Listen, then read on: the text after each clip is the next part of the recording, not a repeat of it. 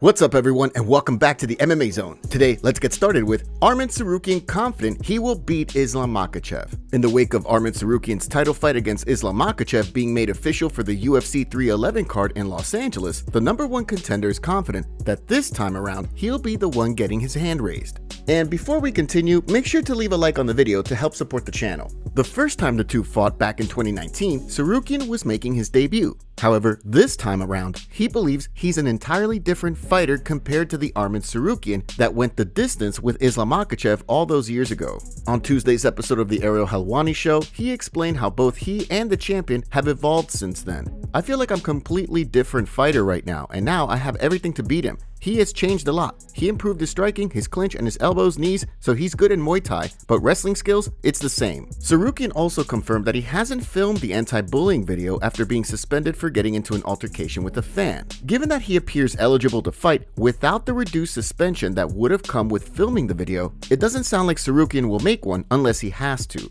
"Yeah, I filmed in my home by myself on my phone. I said, don't show me middle finger, or I'm gonna break it again. No, I'm kidding. I haven't done it. I don't know. If they want me, I will do it." Hopefully, the UFC has security ready for his walkout on January 18th, just in case. Dustin Poirier and Paddy Pimblett down to fight Ilia Topuria at 155. Ilia Topuria's announcement that he's likely fought for the last time at 145 has sent shockwaves through the MMA community, as fans and fighters alike wonder what the news means for his career. After El Matador announced that he's setting his sights on the 155-pound division, Paddy the Baddy and Dustin Poirier were quick to show interest in a fight with the featherweight champion. The Baddy and Topuria have beef going back years, stemming from comments that Pimblett made about Georgians. Back in 2022, the two got into a pretty heated confrontation leading up to the UFC 282 card, which led to talk of Topuria moving up in weight to settle the beef. However, at the time, nothing ended up coming to fruition. After Topuria's latest announcement, the Baddy wrote on Instagram, "New blood at 155? Dustin Poirier also notably retweeted a fan who posted that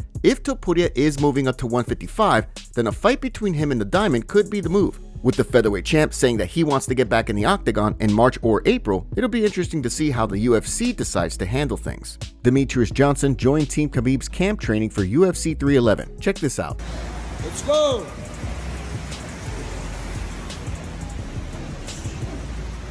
Вставай, Марк.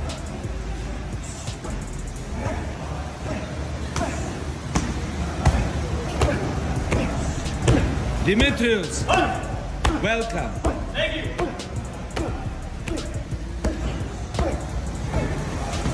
Colby Covington talks about Joaquin Buckley fight.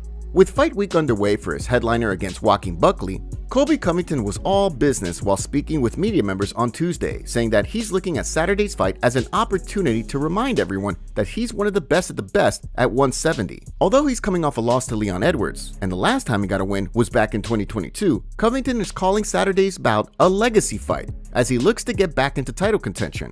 During an interview with the UFC on Tuesday, he explained, "Saturday's a legacy fight for me to show the fans, show the company who Colby Chaos Covington is. You know, to be honest, I don't know anything about him. I've been in the top of the division for almost a decade straight, so I haven't paid attention to this kid. I didn't even know he was in the rankings, but when the UFC called me, so he's irrelevant, he's a nobody. And Saturday night, I'm going to expose him. There's always going to be some hype jobs and this and that, but you know, Saturday night, they're going to find out the truth and who the king of this division is." The former interim champ might not fly up the rankings with a win on Saturday night, considering he's ranked 6 and Buckley is ranked 9. However, with up-and-coming contenders like Sean Brady and Jack Della Maddalena just ahead of him in the rankings, a win could put Covington in position to fight a top-ranked contender in the new year, as he looks to get his 4th crack at UFC Gold. Ariel Helwani fires back at Belal Muhammad's comments. On the latest episode of Jake Shields' Fight Back podcast, Belal Muhammad spoke with the former Strikeforce champion about a wide range of topics, including Ariel Helwani. Shields asked Muhammad if he's cool with Ariel Helwani. The champion revealed that not only are the two not cool, but Helwani has never invited him on his show. "He's never invited me on, and even when I beat Leon, it was like, oh well, yeah, Belal did a good job. He won. It was like, you didn't give it any type of hype." In response to a clip of the exchange between Muhammad and Shields on the Fight Back podcast, Helwani wrote, "Yeah, that's not true, and you know it, but keep making up." Shields then responded to Helwani, calling him out before saying that if Helwani is telling the truth, he should pull the receipts and prove he invited Muhammad on. "So when have you invited him? You're calling Belal a liar?" Yeah. Are you and Ariel Helwani cool or no? I guess he probably don't like you because your heritage. 100%. And then I'll say that from the beginning because I was like, He's never invited me on his podcast. He's never invited you on. He's never invited me on. Belal, come home. Come on the show. We'll put you over. We'll let the people know. Stop listening to people telling you not to come on the show. Belal. Come on, Belal. You're always welcome. You're always welcome home. Come to the #1 show. We'll both swallow some razor blades. Bygones be bygones. Let's show the world. Give peace a chance. We'll come together as one. Jake Shields responded to Ariel Helwani saying, "You do realize that most fighters don't watch your show, right? Why don't you send him a DM or text message? Imagine if I said in my podcast that I want you on my show and then pretended you turned down the invite. That is exactly what you're doing here." Ariel Helwani leaked his DMs of him asking Belal Muhammad's managers back in 2016 for an interview. He wrote on Twitter saying, "Sure. Here's me texting his manager in 2016, oldest I can find, about having him on ahead of his fight UFC 205. Spoiler, he never came on.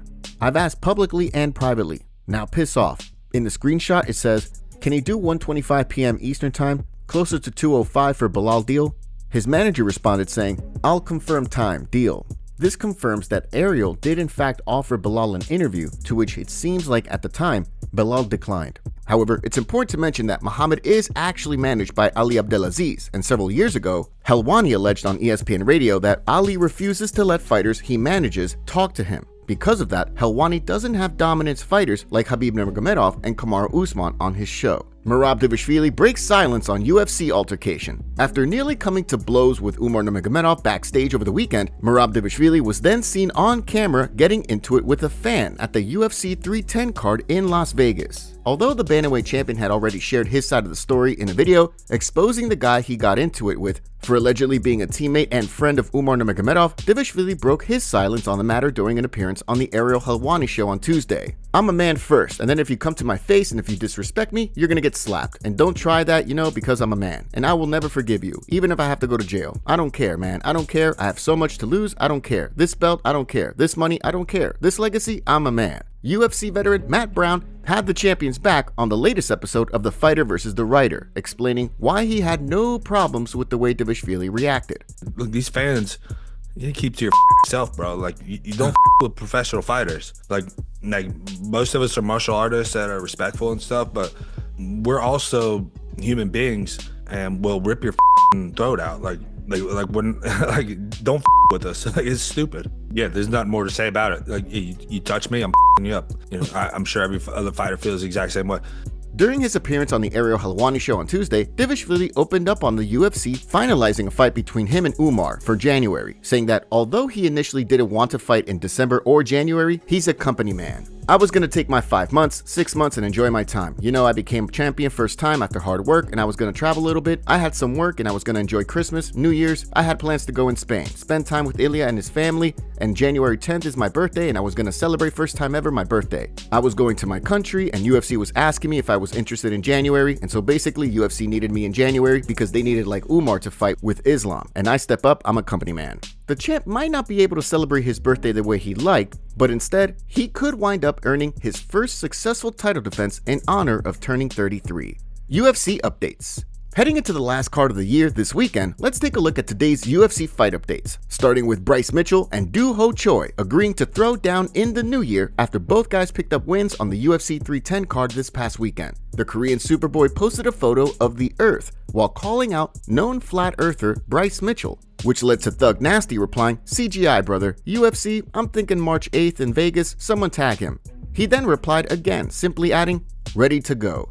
Before shifting gears and looking at some fight announcements, reports have also indicated that Tough 30 winner Juliana Miller is out of her UFC Vegas 102 fight with Carly Giudice thanks to an injury. According to Nolan King, instead of trying to reschedule the fight for a later date, the UFC is looking for a replacement opponent for Giudice. Now, let's look ahead at some fight announcements for the new year, starting with a heavyweight fight between Talison Teixeira and Justin Tafa, set for UFC 312. Teixeira is heading into the fight with an undefeated record of 7-0 that saw him pick up a first-round victory on the Contender Series back in September. While on the flip side, Tafa is going to be looking to get back in the win column after losing to Carl Williams back in March. We've also got 2 new additions to the UFC London card in March, with Jan Blachowicz set to fight Carlos Ulberg and Marcin Tybura set to fight Mick Parkin. Blachowicz will be looking to return to action after going through double shoulder surgeries following a split decision loss to Alex Pereira, while on the flip side, Olberg's going to be looking to make it 8 in a row inside the octagon. In the case of the Topuria-Parkin fight, Topuria will be looking to build momentum on a win over Jonata Denise, while on the flip side, Parkin will look to extend an unbeaten record that's seen him go 4-0 inside the octagon since earning a contract on the 2022 season of the Contender Series. Daniel Cormier not happy with Belal and Shavkat faceoff. Shavkat Rakhmonov might have cemented his place as the #1 contender at welterweight with his win over Ian Gary on Saturday, but Daniel Cormier wasn't a huge fan of how the UFC handled the faceoff between the Nomad and Belal Muhammad after the fact.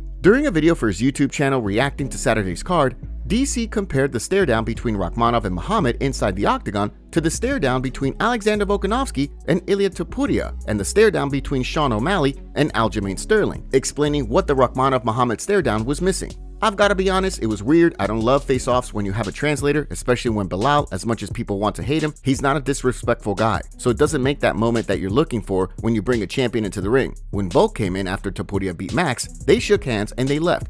It was very respectful, but you understood what they were saying. When O'Malley was in there and he was about to fight Aljo for the belt, Merab takes the jacket. That makes a memory. This tonight, I don't think it served the purpose that you want as a promotion in regards to what you're going to do to try to build that fight. Of course, on top of that, the face-off became a bit of a meme thanks to security guards not recognizing Muhammad when he hopped the fence and tried to enter the cage. Although Renato Moicano thought the situation was hilarious, he thinks Muhammad gets the job done when he and Rakhmonov share the octagon. During an appearance on the Ariel Helwani show on Tuesday, he weighed in. I was laughing off on the couch, and that's extremely disrespectful to Belal because at the end of the day, even if people don't know him, he's good as hell. He's very good, and I think he's way better than Shavkat Rakhmonov. My money is on Belal Muhammad. I think Shavkat is not the boogeyman like they say, and I think Belal Muhammad will make it look easy. So far, no word yet on a potential date for the Muhammad Rakhmonov title fight. Breaking news as Nate Diaz has been charged for an altercation he had in a Las Vegas nightclub on August 25th. Nate was charged with battery following his altercation with a security guard outside Omnia nightclub at Caesars Palace. According to court documents, the battery charge was because of contact with an open right hand, which knocked the guard's glasses off his face. Nate is also currently battling a civil lawsuit for choking Logan Paul's lookalike, not Logan Paul, out cold in 2023.